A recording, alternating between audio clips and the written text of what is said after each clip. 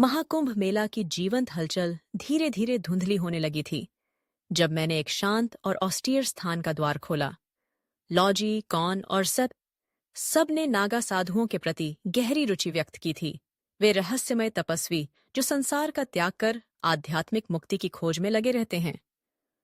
Logy ने कहा, वे एक विसंगति हैं। उनका जीवन शैली तर्क को चुनौती देती है।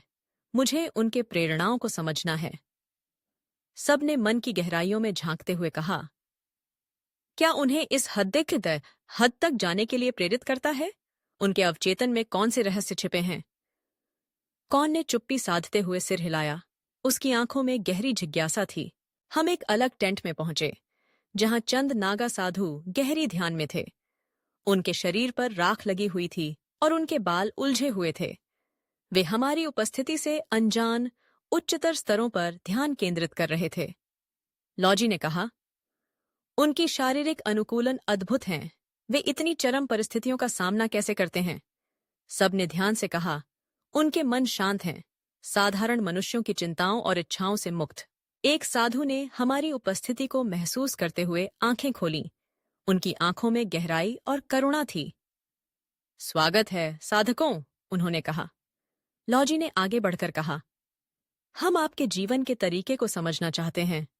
साधु ने मुस्कुराते हुए कहा, हमारा मार्ग त्याग का है। हमने भौतिक संसार का त्याग किया है। सब ने पूछा, लेकिन अहंकार का क्या? क्या आध्यात्मिक मुक्ति की इच्छा स्वयं अहंकार नहीं है? साधु ने हंसते हुए कहा, अहंकार एक चालाक जीव है, लेकिन कठोर आत्म अनुशासन और ध्यान के माध्यम से हम इसके सीमाओं को पार कर सकते हैं। तभी टेंट में एक अद्भुत प्रकाश भर गया।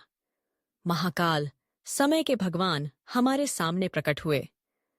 प्रश्नों का समय समाप्त हुआ। उन्होंने गर्जना की, अब विचार करने का समय है।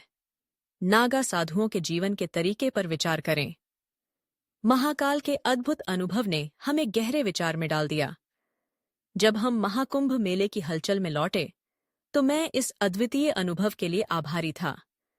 नागा साधुओं का मार्ग हर किसी के लिए नहीं हो सकता, लेकिन उनके प्रति उनकी प्रतिबद्धता ने हमें ज्ञान की विविधता की ओर प्रेरित किया।